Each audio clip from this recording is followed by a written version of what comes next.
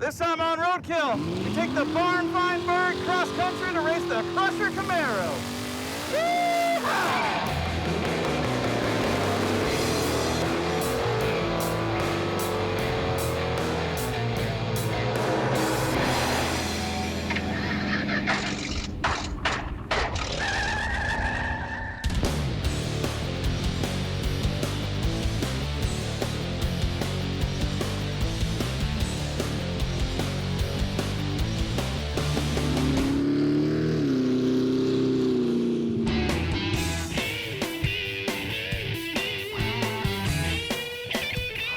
This 1967 Pontiac Firebird spent nearly 2 decades in a barn before we rescued it, went to a drag strip, and failed. Since then, it's been back in the garage, and we've done a bunch of work to it. We put a new Holley Dominator carb, new plugs, new wires. The radiator we had to replace because the bottom nipple was completely rotted off. We'd love to have a little more drivability out of this thing for going cross country, so we have a Gearstar Level 4 Turbo 400, which is a badass bomb-proof transmission with a trans brake. It also has a Gearbender's overdrive underdrive unit bolted to the back of it. My buddy Matt Nab came in, re-geared the rear end with a bunch of parts from Quick Performance, and now has 410s. That will make this thing cruise at 75 miles an hour down the highway at like 3,000 RPM. So what are we gonna do? Hop in it right now and drive to Texas to race Firebird and Dulcich. Sounds good. Yeah. At night. Fortune cookies. I feel like You get a whole bag of these? whatever it says is probably how the trip's gonna go. Mine says, a pleasant surprise is in store for you soon. How about that? Mine says, this evening promises romantic interest. Okay, well, let's go. My neighbors are gonna hate this. We're racing solely because Freiberger has the Crusher Camaro, which is painted pretty much the same color as our 67 Firebird. What else do you need for an excuse to race other than that? All right, let's go. That light sucks.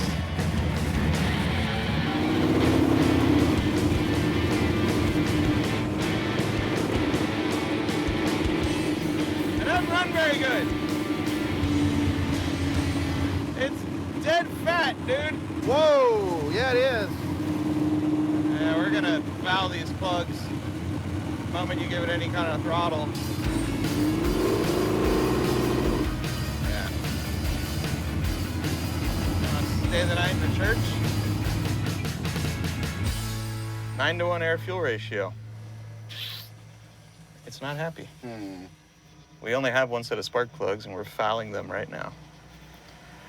We left last night. We got about 1 mile. That's as far as we got before we stopped at a church parking lot at about 1 in the morning and realized we can't go any further. We're broke. So this morning, we're gonna pull the hood off, pull the plugs out, try to figure out why it's running so poorly, and then drive, because we've got about 800 miles to go in the next 3 days. Right. I'll get tools. We need to either look at the power valve or the jetting, because something's very unhappy. What this is designed for is when you go wide open throttle and the vacuum disappears, that opens and allows extra fuel to go in there in addition to what's coming through these main jets.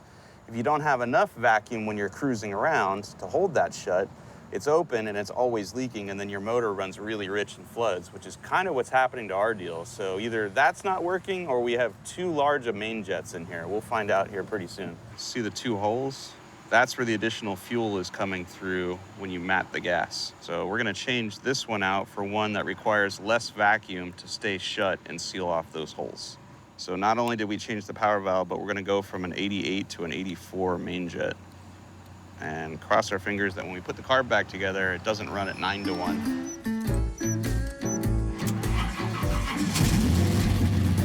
I don't wanna jinx us, but it already sounds happier. Engine is not quite happy with the new carburetor. We left the church. Car ran better, but not great, so we pulled over real quick. 88 and 84 jets on the primary side of this Dominator seems way too big for this engine. So we dropped it all the way down to 70s, and then we got the power valve block-off plate out of the old carb and put it in the new carb, and I think we're gonna be much happier. I think that alone is gonna fix our issue. Yeah. Yeah, I don't. I feel good about this.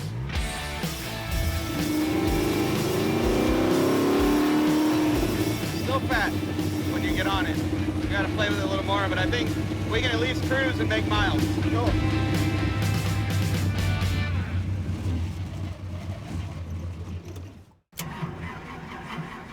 It's stalled from our stellar tune-up, and then it doesn't want to crank. And I know the battery's not dead, it's just the starter's hot, and the battery's in the trunk. If this works, it will blow my mind.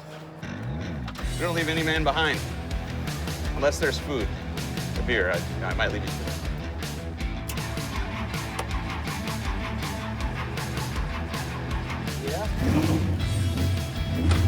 Yeah, we fouled the plugs. That's all that happened. So we'll take some more jet out of it. It's a beautiful day here in Georgia to drive 8 miles. That's how far we've gone. They just started misfiring. We pulled over and pulled the spark plugs out. This is from 864 cylinders. Those look okay. That one I was not expecting, nor was I expecting another one on that side. And these are dead holes. These aren't firing anymore. We need to figure out why that's happening and can we fix it? And if we can't fix it, well, there's a motor and a trailer over there. We may be swapping it in a parking lot somewhere. The film crew is towing the trailer with our spare parts. So every time we break down, instead of popping the trunk, we have to crawl into this trailer and find what we need. And as you can see, it's got our spare long block in it, as well as half my shop. It doesn't matter what we do to the carburetor, this is gonna keep happening. It's either valve stem seals have gone away from sitting for 20 years or stuck ring from sitting for 20 years. I mean, we might be changing the engine sooner in the trip than we thought we were going to. We knew going in the odds of this engine living 800 miles to Texas was slim. It was already smoking. But how much time do we sink into this, knowing we still have to drive to Texas and there's probably a perfectly good short block sitting there? We're out of here. Let's see how long these spark plugs last. Let's go find a spot to change a motor. Either that battery is dying or that motor's seizing up. Come on, I don't want to change the engine here. So it's a brand new battery, but we left the old battery cables. They're all corroded and just basically junk. So give it a shot. Oh, that's better. All right. Am I supposed to go left? Yes. Go back to your house, basically.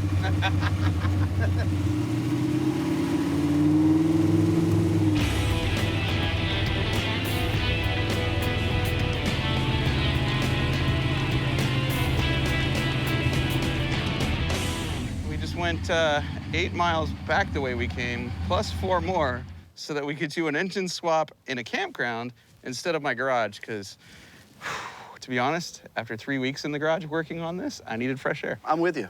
That's hot. Here.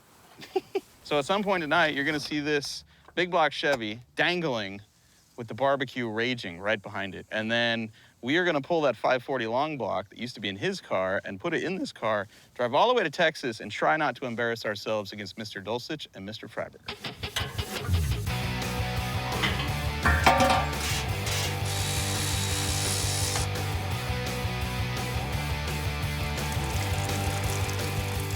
Look at this, it's steaming. Of course it's steaming. She's been working hard. We're in a little bit more of a hurry than we were before because the park ranger came by and said, "What are you doing?" I said, "A little valve train maintenance." He said, "The other park ranger is coming through here. You better be done." I'm like, "No problem." And he left. So we need to hurry up and perform our valve train maintenance. It's still hot.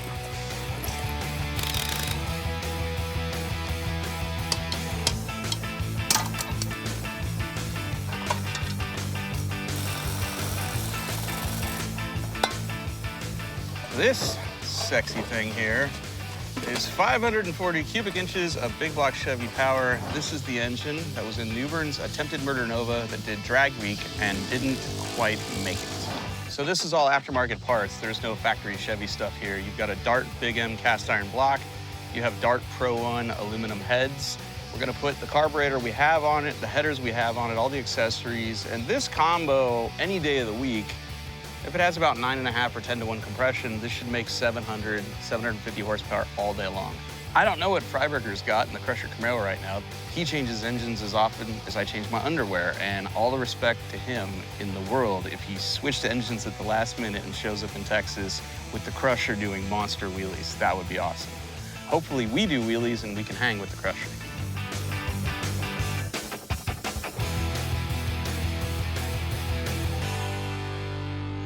Very interesting night we've had so far. We hit our first roadblock. The old big block out of the Firebird is externally balanced, meaning it's got a weight on the balancer and the flex plate. And our new 540 is internally balanced, meaning we don't need no weights on the flex plate or the balancer. So Finnegan took it to his house, put it in the Bridgeport to take the weight off of it. And while he was gone, we had a nice little visit from the park ranger who basically said if we turn the lights on, work on the car, or do anything else tonight, he was calling the sheriff, and we're going to be escorted out of here. And it could be worse. We could be in a parking lot somewhere. It could be raining. It could be snowing. It could be freezing cold outside. It's morning time, and I have good news and I have bad news. The good news is, last night, I was able to get the counterweight off of this thing. I think it's good. I don't think it's going to shake. The bad news is, if we don't get the motor in quickly, they're calling the cops. He made us a deal, said if you can get this in the car and running by noon today, we'll call it even, just get out of here, and I'm assuming probably never come back. Challenge accepted.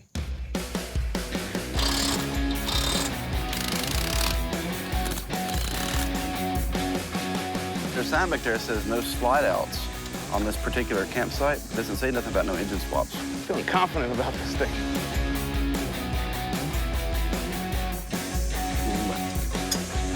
Dude, it's almost there. Let's put a bolt in it here. It's so close to the firewall, I can get my hand in there. I've got two of these started. Let me get the other two on the other side started, and I'll pull them up. All right. There we go. Ease her down. All right, stop. Engine is in. All we gotta do is make it run now. Unfortunately, we're gonna have to swap the intake manifold because we don't have a carburetor that fits that one, but whatever. These gaskets are 20 years old. They came off the old motor, and I can't believe they came off in one piece and they're still like really good shape. So we were able to reuse them, which is good because we didn't have any more. Oh, dude, this cam was going away too. Newbern, there's at least 30 thousandths missing off that lobe. Really? Yeah. Number 2, which wasn't running right, that one's hammered. Yeah, we weren't making a Texas on this. Dang, look at that. All right. Whew. Glad we took that engine out. Sweet. Here's a good visual representation of new school versus old school. This dart intake came off our 540, and if you look, somebody ported this and made the ports way bigger than they need to be. But this is an old school way of thinking of how to build a race engine. We're putting this on our engine because we need it. It fits our carburetor. This is gonna kill power, but it's necessary for today. Cool. It's gonna fit. The ports don't align. They don't match up very well. And I don't want them leaking. I'm probably gonna use half a tube of gray stuff here just to make sure we put the intake on and it stays on. Looks good there, bud. She's not gonna leak. And whoever has to take this off the next time is gonna be cursing. Anybody know what time it is? It's 10 o'clock. One of the last things we've gotta do before we leave is adjust the height of our distributor. This particular distributor by MSD has an adjustable slip collar right here, and that allows you to set the height in relation to the deck height of the motor. The reason you want to adjust all this is so that you get a good mesh between the distributor gear and the gear on the back of the camshaft. But when I dropped this distributor in the new motor, we had a gap between the intake manifold and this slip collar. So it was never going to tighten down, so I loosened up the set screws. I'll now go drop this in the engine, put a feeler gauge underneath it, and then tighten the set screws. Let's find top dead center. Exhaust is opening, go ahead. Again. Again. Another one. Oh, there we go. Close enough. 34 degrees. Drop the distributor in. Be good to go. Normally, I'd install a distributor with the rotor pointed at the #1 cylinder. Wow. It went back in perfect. What are the odds of that? This was #1 before, and it's pointed right there. It's gonna be a good day.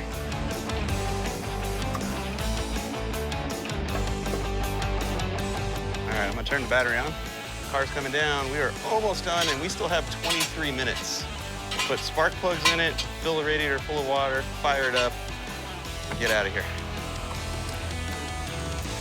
It's leaking out the outside. It means it's gonna leak into the inside, right into the valley. It needs 2 sets of gaskets. Remember a little while ago, and I said, this intake doesn't fit very well. I'm gonna use all the silicone in this tube to make sure it doesn't leak. Well, guess what? It's leaking. It's leaking everywhere. So this off, scrape everything, new gaskets, lots of silicone, back on. Hopefully Ranger doesn't come back in between now and then, and we're out of here again. Hopefully. It's amazing that it can leak, and yet I can't pry it up. There's water in the intake ports. So now, not only do we have the intake off again, but now we need to drain the oil and the filter, change that, re-clean everything, and then we'll leave the campground. We still haven't called the cops, though, so that's good. All right. Good thing we changed the oil. It had like a gallon of water in it, if not more.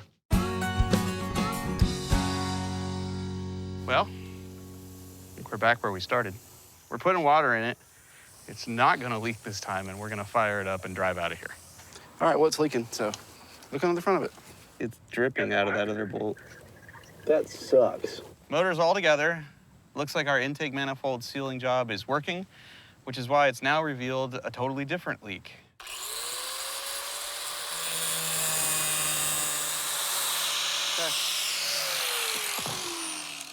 We have water coming out of a timing cover bolt.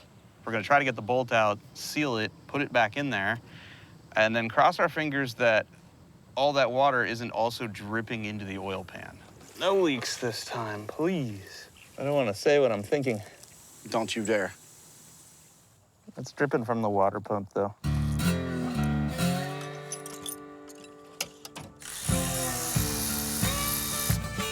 The good news is I don't see any water under that bolt. It is funny. So the Ranger basically kicked us out of here. We're not supposed to be here right now, but nobody's came back. And they also said, and sorry, but we can't refund your money for tonight's stay. Well, joke's on them, because we're not leaving.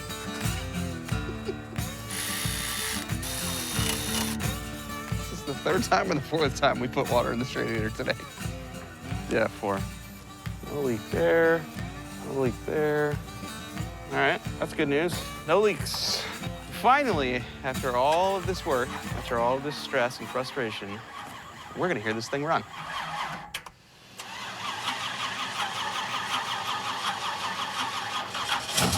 There we go.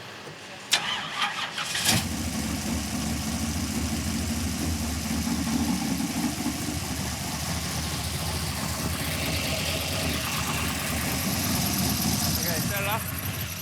Unless that gauge is broke, there's no oil pressure. Try it again. I'll watch the tube.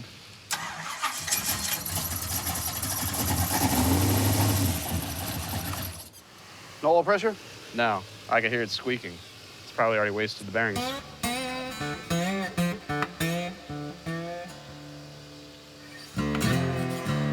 All right, hood's on. Car sucks. We have 0 oil pressure and an engine that is squeaking, and this thing was just rebuilt. We literally just picked it up 3 days ago and plopped it in the car. And now the sheriff is coming. They're throwing us out of here. They're very angry at us. So we're leaving. We're gonna go back to my house and try to figure out what do we do, because we have to be in Texas in 4 days. You're not gonna believe this, but we're actually back in my garage again. We had to have the Firebird towed here because, well, there's no oil pressure in our newly rebuilt engine. The people at the campground were like impressed that this show is not put on. They're like, man, you guys are legit. This stuff actually happens. So they're all big fans now, except for the park ranger. Yeah, the campers loved us. Yeah. The Ranger, not so much. No. So right now we're gonna try to generate some oil pressure here, and I don't know, let's try it. Hey, immediately. What? You get oil pressure. It's immediate, and it's good. So some of these aftermarket blocks are machined, the bore in there, larger.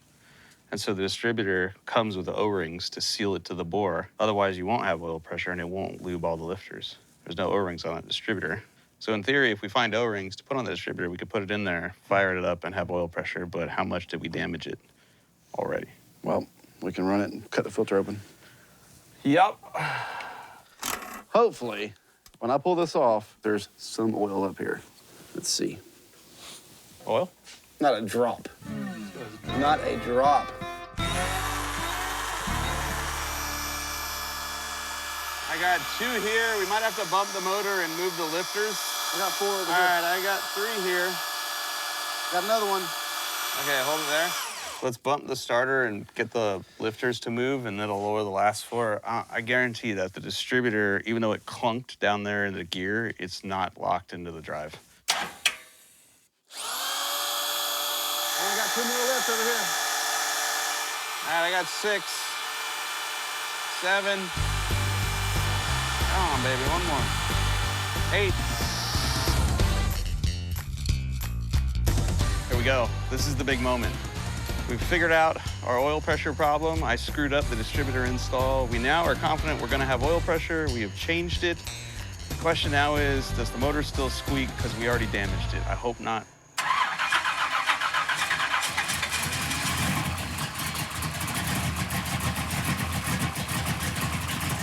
Got oil pressure? That's a good sign. Set it off. Let me put some timing in it. That's a huge relief right there. You know, got to this point where what the heck do we do now? Give me 1 more, just so I can be sure.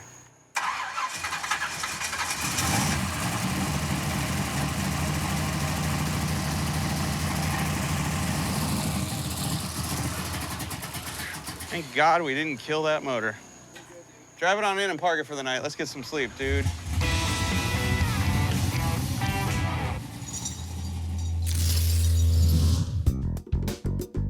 Good morning. I couldn't sleep last night because I completely blew it when I installed the distributor and didn't have it all the way down in the oil pump. Luckily, found the problem, fixed the problem, found out we had oil pressure, so I changed the oil again and discovered everything's fine. Our 540 is solid, we are ready and well rested, and right now we're hitting the road for Texas. You ready? 800 miles to Texas. We got 3 days to get there. This is crazy and I love it.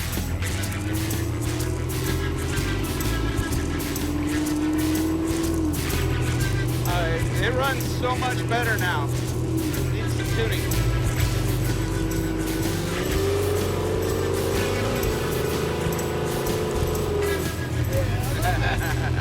Finally, dude.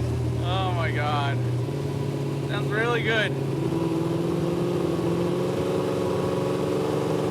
Definitely needs tuning. Yeah. Yep, it's overheating. That's not good. So, drove about 6 miles, but it's leaking oil everywhere, and it's dead lean because we rejetted the carburetor for a broken motor the other day. Now we gotta undo all that tuning we did. We're gonna pull the front bowl off, take those small 70 jets out of the main, and then bump them back up. I think we'll go probably 76 right now and see if we can get it to go from 15 to 1 air fuel ratio cruising down to 13. 13 would be great. I'd be happy there.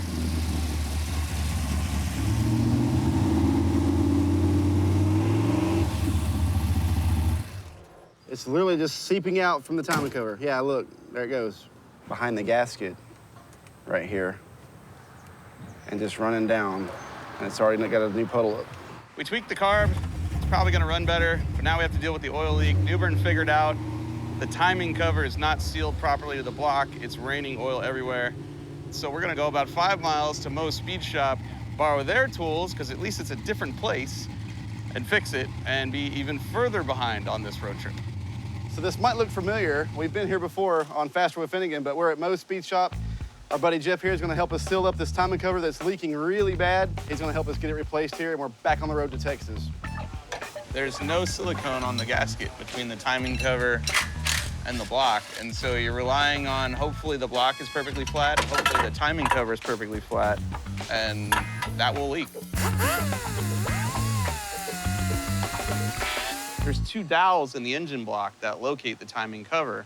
Well, they're gone. My boy Red here takes a drill bit that's too big, he puts it in his lathe, cuts it in half, machines this end to go in the block, which is small, leaves this end large to locate inside the holes that are in the timing cover. We're gonna put these in, silicone everything, and hit the road. The car is all back together. The guys at Mo's Speed Shop did all the work to this thing to fix the oil leak. See you guys. Appreciate it. Thanks again. Let's go to Texas.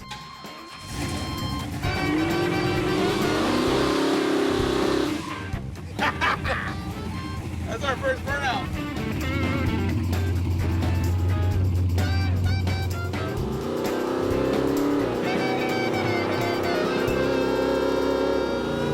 Oh, dude, she's happy. She liked the jet change. It's not popping and farting anymore. Boy, it rides good. Dang. Kind of floats. How far is the highway? I feel like this bird wants to fly. Half an hour. All right, half an hour, we get to fly.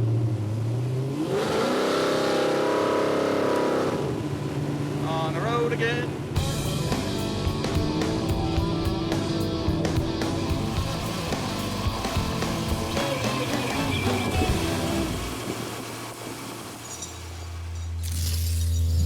Dudes, we're in Alabama. Yeah. Yesterday was amazing.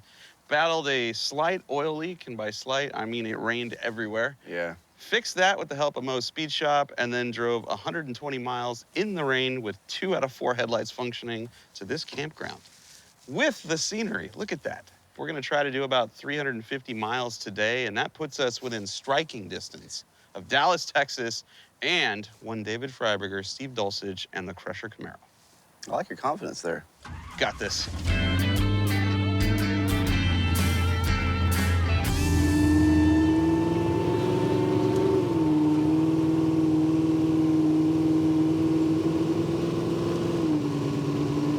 It's not happy. Still really lean. The gauge could be a little off. It may not want to cruise at 13 to 1, but that might not really be 13 to 1. That could be 14. Killer day so far. We are cruising through Alabama. Car is running almost perfect. Pulled into a gas station, and I wanted to point something out that's really cool here. We've got this fuel log here that telescopes, so we don't have to disconnect the fuel lines. So when you make 9 jet changes in a row, and finally your reusable gaskets give up, it's no big deal.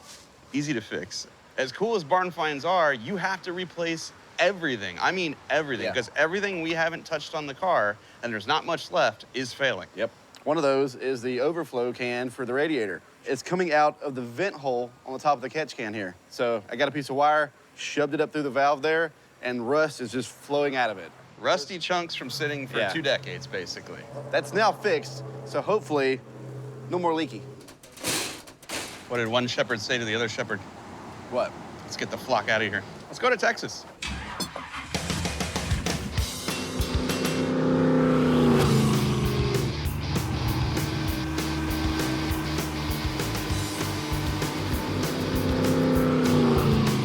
Your turn. That seat sucks. She's all yours. Easy there, Turbo. Tires are about this wide on the front.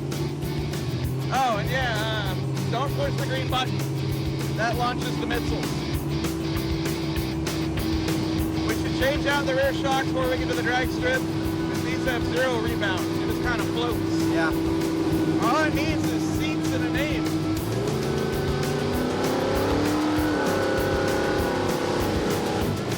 Oh, slow down.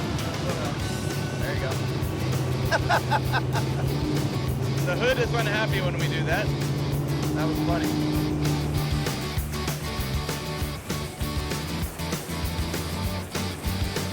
We are an hour away from our destination. Driving along, car started running like crap. So we had to bash one of these header tubes over here a bunch. And we got a little clearance, but the boot is still really close. Undoubtedly it burnt through. So what do you got us there in the box? I did us a solid, man. Oh, yeah? I did. I took one for the team. I found these. Okay. Why are these special? We gotta assemble them. We got to assemble them. Are and they yellow? Damn right they are. I know you'll gladly assemble them because they are yellow and they God, I match hate the car. assembling them. Let's go to work.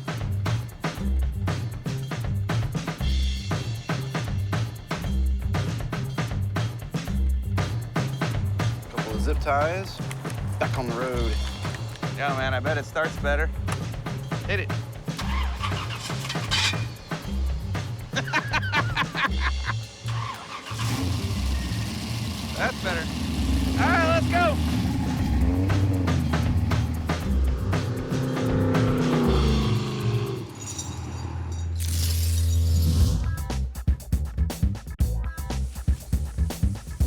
do we got? 300 miles to go? Roughly, and I think we're to the point now where our bodies can't physically take any more of this crap right here, so. Worst seats ever. Oh, man. I'm not gonna be able to put my head on that pillow at night. Oh, your pillow. Don't even say it. So good on my bum. I drooled all over it. Oh, it feels great. Goodbye, campground.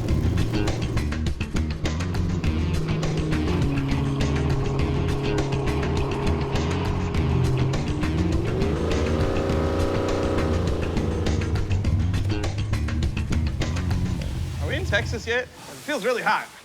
It's time to take the hood off, hose down the radiator with some water, and figure out a way to strategically make the last 250 miles of this drive without killing our brand new engine. All right, let's cool it off. I don't want to work on it, it's too hot. I might as well give the whole car a bath while we're here. At the car wash. Check that out. Is it good? Is it good? Would that cool the radiator? You know what? Yeah. All right. Totally work. 9 years ago, way before Roadkill even existed, David Firebird and I bought a garden sprayer, put it inside the car, ran a hose out here to the grill area, and every time she got warm, a couple of quick pumps, sprayed on the radiator, everything was perfect. We're gonna do that here today. Oh, look, there it is. Yeah, that was it, dude. That's the key to this whole puzzle. We're making it. No more engine getting hot. Why didn't we do this a week ago?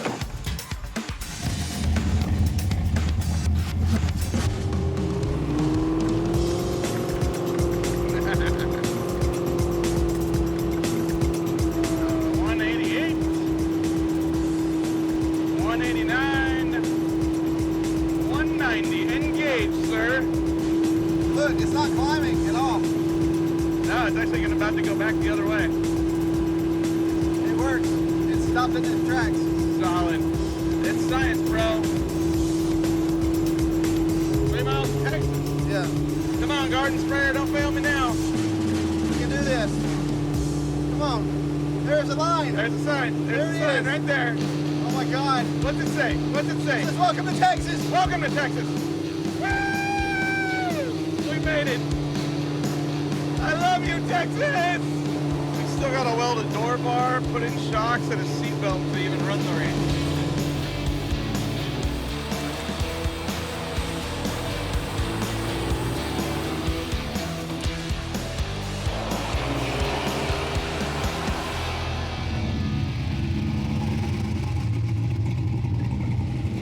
I like that we're pulling into like a hidden barn. Yeah. Feels like the car's stolen and we're running from the cops. We made it. No more rubber duck. What's up, dude? How are you? I'm good. I'm good. I need a drink and a shower.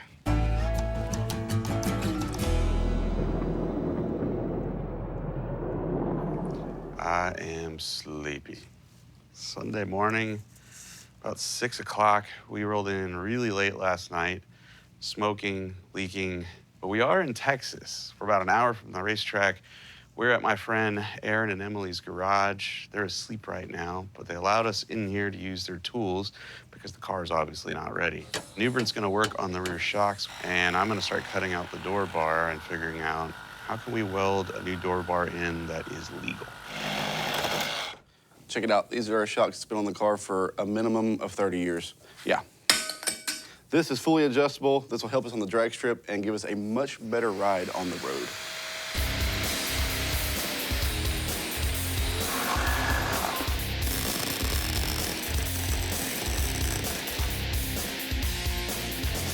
New shocks are both in, and it worked out perfect.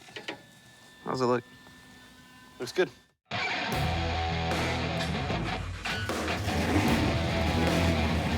Please make it.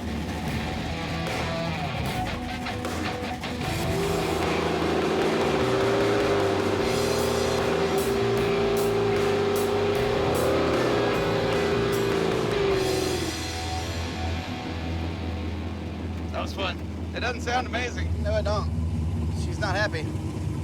I'm a little sad we didn't have time to hook up the nitrous, but I'm really happy we put some actual shocks on the back of this thing. Yeah.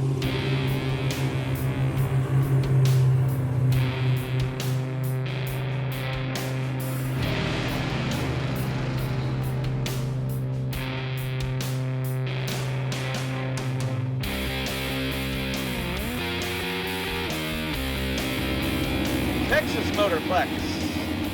This feels good, dude. We're finally here. Hey, no matter what happens past this tower, we did it. We did it. Here it is. Woohoo! 800 miles. Yeah, nice work, Finnegan. Wow, look at the meats on that thing. Wow.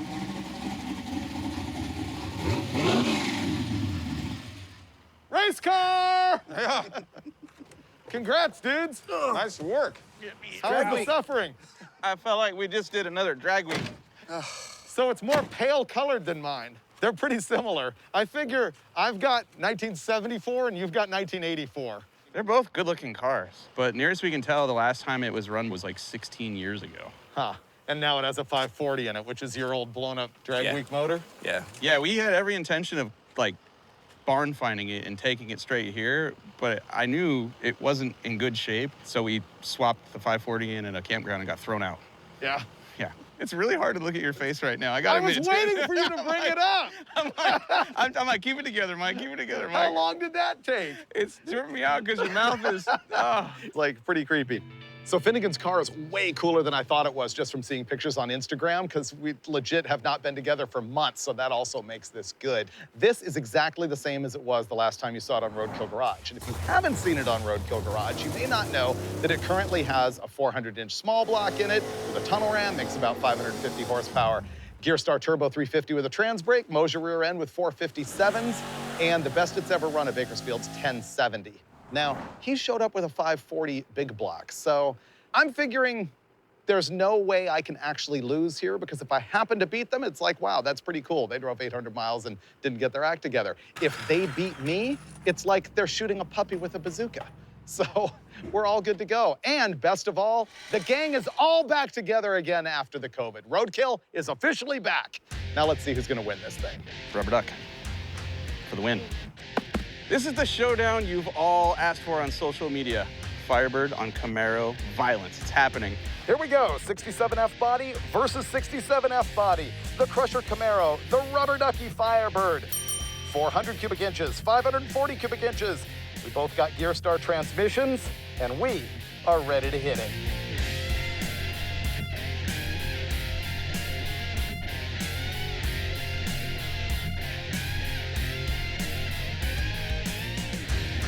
Newbern, I got a 20 on my boy Firebird. I'm in. I ain't got no cash on me, but I'm good for it. That's not how it works. It ain't just on the flap flap.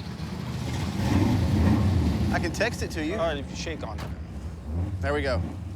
20 bucks. Finnegan will outrun Firebird right here, right now. There's a good chance. He has 540 cubic inches. He's got a big old gigantic racy slick.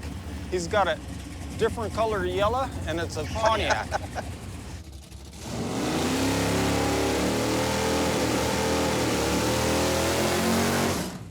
All right, that burnout was a little soft. All right, here we go.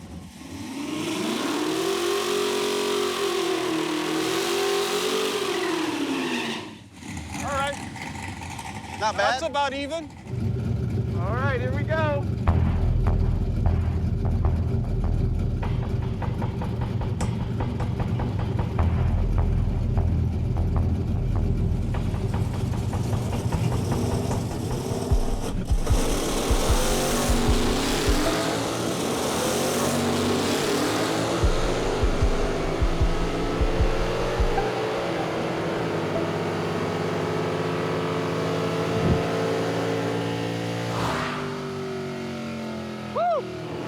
Now my hood opened up, I can't see nothing. Dude, that was close. Who won? Close race. Oh, I just lost. The car didn't want to pull, and the hood opened up. I had a little electrical problem and my tack failed, and all my gauges. Same problem that I had when we raced at Famoso. Well, at least the car went straight and I didn't die. That's good news. Cash me up, bro. All right. Let's head to the bank. Newbern has got to cash me up because it was my boy at the end of the track taking the win. All right, to make it official, here's just what went down. The Crusher went 11.069, and the Rubber Duck 11.10. So super, super close, even though he lifted. I had fun. Are we gonna go again? Well, damn right we're going. So we're definitely gonna have to take the hood off the car because at 80 miles an hour, it's just like, nope, bye-bye, I wanna open up because there's no hood hinges holding the back of it down.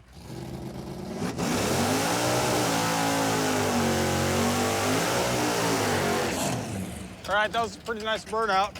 Finnegan.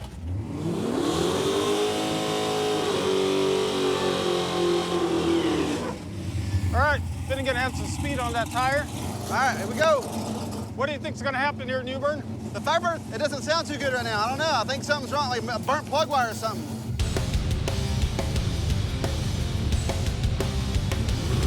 They're free stage, David stage, listen up.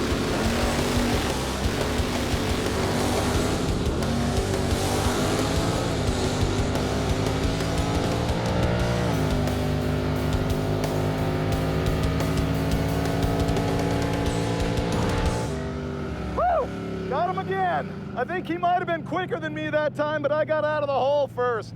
All right, I left dead late again, but the car ran better. I got chills.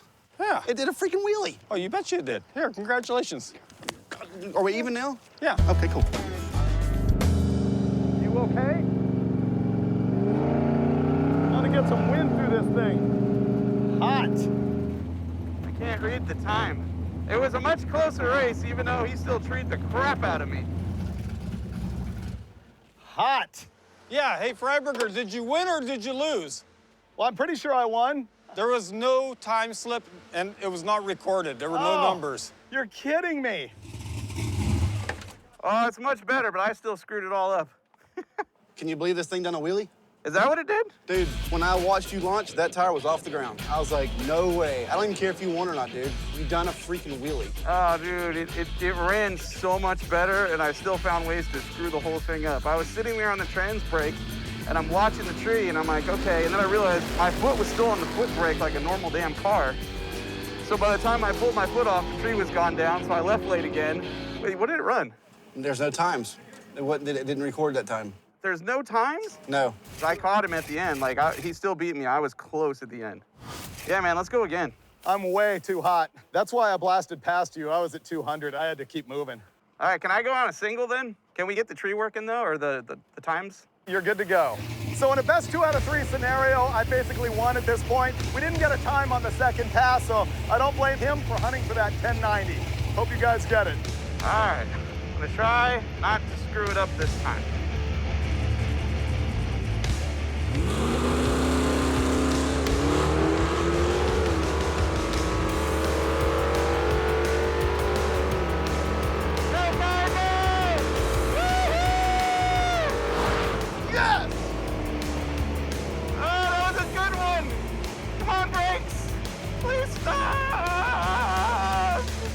Oh gosh, I hope that was a 10-second pass.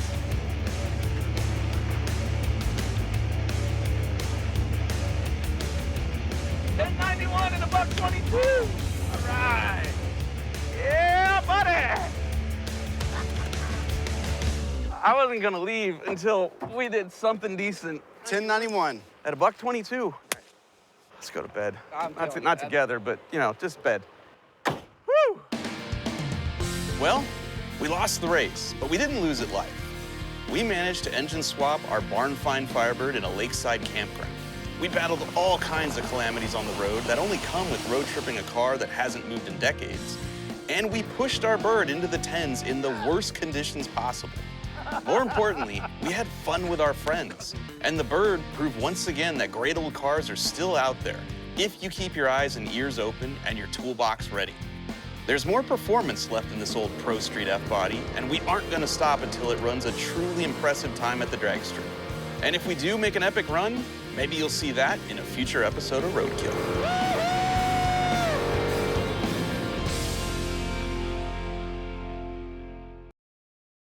Well, made it 3 blocks before we got roadkilled. I can't say that I'm surprised, though. We rebuilt lots of things on this car. We did not rebuild this 30-year-old aluminum fuel line that runs front to back, and it has sprung a leak. We're gonna Band-Aid it right now just so we can keep going. Yes, it is.